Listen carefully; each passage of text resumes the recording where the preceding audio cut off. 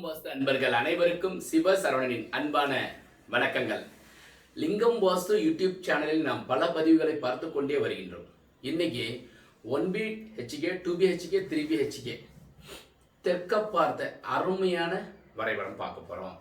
மேலும் நிறைய நாம பார்த்துக்கிட்டே வரும்போது கோவில்கள் சம்பந்தப்பட்டது வரைபடத்தில் நிறைய அனுபவங்கள் சம்பந்தப்பட்டது நான் உங்கள்கிட்ட பகிர்ந்துக்கிட்டே இருக்கேன். உங்கள் நண்பர்களுடனும் இந்த மாதிரியான தகவல்களை பகிர்வதற்கு உங்களுக்கு ஒரு வாய்ப்பாக இருக்கும். அதனால் ஸ்கிப் பண்ணாமல் இந்த பிளான்களையும் பார்த்து மற்றும் தகவல்களையும் நீங்கள் தெரிஞ்சு கொள்ளலாம். வரைபடத்தை பார்க்கலாம். இப்போ நம்ம ஈஸ்ட் ஃபேஸிங் பிளான் 22:2 22 உள்ள அருமையான வரைபடங்க.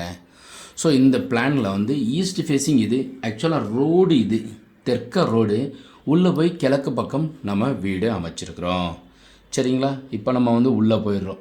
ஸோ இது தெற்க பார்த்ததுக்கு ஈஸ்ட் ஃபேஸிங் வாசல்.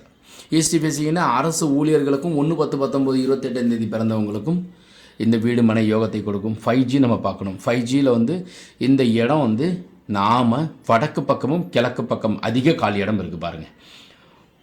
கிழக்கு பக்கம் அதிக காலி இடம், வடக்கு பக்கம் அதிக காலி இடம், தெற்கு மேற்கு குறைவான காலி இடம். இப்போ நம்ம வீட்டுக்கு உள்ளே போகிறோங்க. ஸோ ஈசான்யத்தில் கண்டதில் பாதி.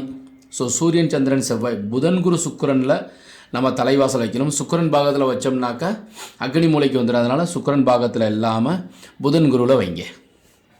இப்போ தலைவாசல் வச்சுட்டோம். 10க்கு 15:45 ஹாலு. கிச்சன் அக்னி மூலையில் 10க்கு 5. அக்னி மூலையிலே சமையல் மேடை. மாடிப்படி இப்படியே ஏறி இப்படி திரும்பிடுங்க. ஸோ நம்ம இப்படி ஏறி இப்படி வர்றோம். ஸோ படியை இப்படி ஏறி இப்படி திரும்பி இப்படி முன்னே வந்துடுவோம். ஸோ வந்தோடனே தான் ஈசான்யத்தில் வர முடியும். அப்போ இது முழுசாக நம்ம இந்த இதில் நம்ம டாக்டர் பண்ணியிருக்கு பாருங்கள். இப்படியே இது மாதிரி நம்ம கார்டன் மாதிரி பண்ணிக்கலாம். அதுக்காக கொடுக்கப்பட்டிருக்கு. ஹால் சைஸ் 10க்கு 15:45. ஜன்னல் ஆர்ச் ஓப்பன் ஜன்னல். வாயு மூலையில் 10க்கு 8 ஒரு பெட்ரூம் ஜன்னல். அதே மாதிரி பீரோ கன்னி மூலையில் இந்த இடத்துல வடக்க பார்த்து காசு பணம் நிறைய வேணுங்கிறவங்க வைங்க. அதே மாதிரி 10க்கு 8 பெட்ரூம் கன்னி மூலையில். அதே மாதிரி இங்கே பீரோவை கன்னி மூலையில் வைங்க. கட்டில் இங்கே போடப்பட்டிருக்கு, இங்கேயும் கட்டில் போடப்பட்டிருக்கு. 2 ஜன்னல்கள் அமைக்கப்பட்டிருக்கு. டாய்லெட் இந்த பெட்ரூம் அட்டாச்சோ அல்லது சென்ட்ராவோ நீங்கள் வைக்கலாம். 6:45க்கு 3:45.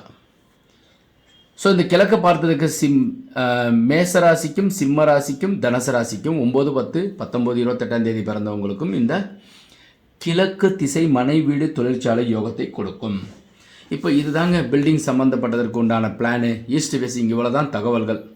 ஸோ வாசல் எல்லாம் ஈசானத்திலையும் நீச்ச பகுதியில் இல்லாமலும் சரியாக நம்ம வச்சுருக்கிறோம். ஸோ ஜன்னல்கள் நிலைகள் எல்லாமே உச்ச பகுதியில் இருக்கணும், நீச்ச பகுதியில் இருக்கக்கூடாது. வெளியளவும் உள்ளளவும் வாஸ்துப்படி பொருந்தும்.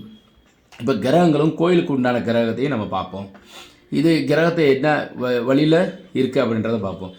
ஈசானத்திற்கு உண்டானவர் குரு, வடக்கு திசைக்கு உண்டானவர் புதன், வடமேற்குக்கு உண்டானவர் யாருனாக்கா சந்திரன், அப்புறம் மேற்குக்கு உண்டான சனி, தென்மேற்கு ராகு, தெற்குக்கு உண்டானது செவ்வாய், அக்னி மூலைக்கு உண்டானவர் சுக்கிரன். சென்டராக இருக்கிறது எதுங்க அப்படின்னா கேது, தொட்டியத்து வீடுன்னு சொல்லுவாங்க. இப்போ இங்கே ஒரு கட்டம் போட்டு வச்சுருக்கிறேன். இது என்னதுன்னா இது கோவில்களில் எப்படி இருக்கும் அப்படின்றது. ஸோ இந்த கோவில்களில் இதே அமைப்பிலேயே இது கிழக்கு, இது வடக்கு, இது தெற்கு, இது மேற்கு. மேற்கு பக்கம் பார்த்தீங்கன்னா இந்த இடத்துல சனி பகவான் வச்சுருப்பாங்க. இங்கிட்டு ராகு இருக்கும், இங்கிட்டு கேது இருக்கும். அதே மாதிரி தெற்கு பக்கம் செவ்வாய் இங்கே இருப்பார். சென்டராக சூரியன் இருப்பார். வடக்கு பக்கம் புதன் இருப்பார்.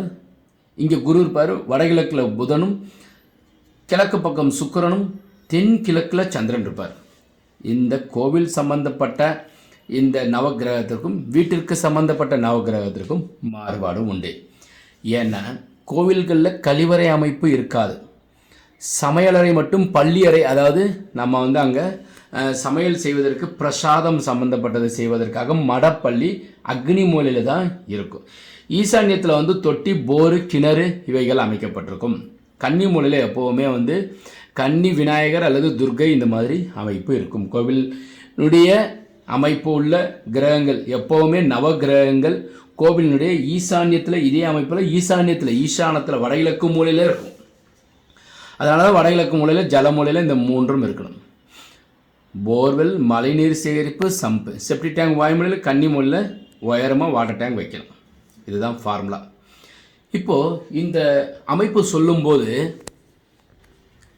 தென்காசி அப்படின்னு எழுதி வச்சுருக்கேன். தென்காசி கோவிலில் பிரம்மாண்டமாக வாஸ்துப்படி சரியாக இருக்குங்க.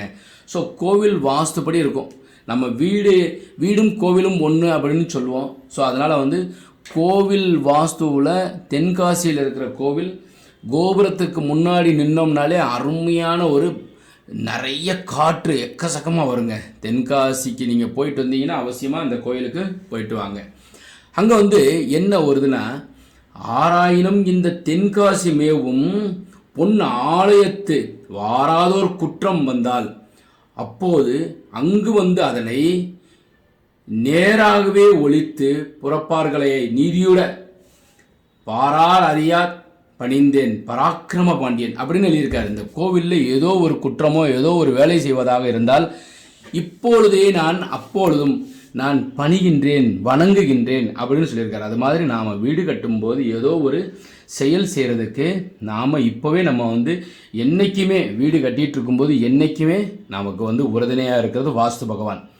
ஸோ அந்த காலத்திலேயே பராக்கிரம பாண்டியர் பாருங்கள், ஏதோ ஒரு நேரத்தில் கட்டியிருக்கிற கோயிலுக்கு ஏதோ ஒரு குற்றம் வந்தால் கூட அதுக்கு செய்பவர்களுக்கு நான் பணிகின்றேன். அதே மாதிரி திருமலை நாயக்கர் நீங்கள் மீனாட்சி அம்மன் கோயிலில் சிவன் சன்னதிக்கு எதிர்த்தாப்பில் அவரும் அவருடைய மனைவியுமாவே கீழே அப்படியே சாஸ்தாங்க நமஸ்காரம் செய்கிற மாதிரி நான் இந்த கோவிலில் எப்பொழுதும் நான் பணிந்து நான் எக்காலத்திலும் இந்த கோவிலில் யாராவது வேலை பார்த்தாலும் சரி இந்த போகின்றவர்கள் என் மீது ஏறி சென்று கோவிலை பாதுகாக்க வேண்டும் அப்படின்னு சொல்லி, அது மாதிரி கோவிலுடைய கிரகங்கள் இருக்கிற அமைப்பும் வீட்டினுடைய கிரகங்கள் உள்ள அமைப்பும் நிறைய வேறுபாடுகள் இருக்குது.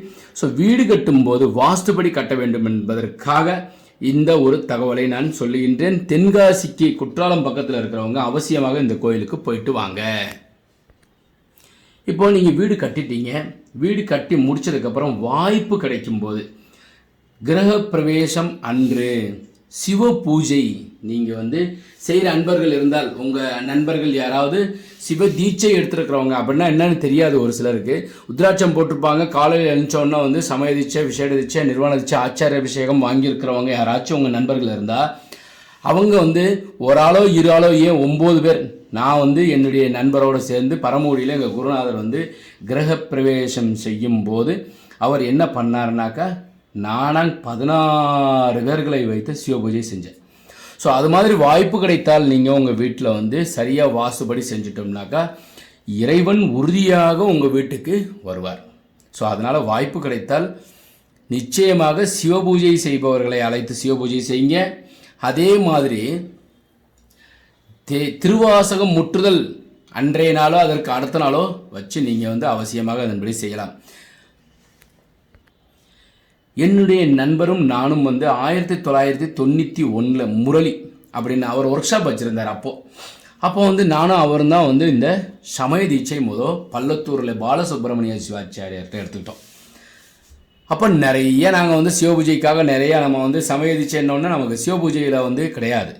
ஸோ நாம் என்ன செய்வோம்னாக்கா விபூதி தாரணம் மட்டும்தான் இருக்கும். அதுக்கப்புறம் விசேட தீட்சை, நிர்வாண தீட்சை, ஆச்சாரிய அபிஷேகம் 2013 ஆச்சாரிய அபிஷேகம் வாங்கும்போது அவர் சுத்தமாகவே அவர் ஒர்க் ஷாப்பில் இருந்து முழுமையாகவே அவர் திருவாவடுதுறை ஆதீனத்தில் பெரும் ஆசிரியராக மாறிட்டார். பாருங்கள், அவருடைய வாழ்க்கையில் எப்படி விதமான ஒரு மாற்றத்தை கொடுக்குறார் பாருங்கள் சிவபெருமான்.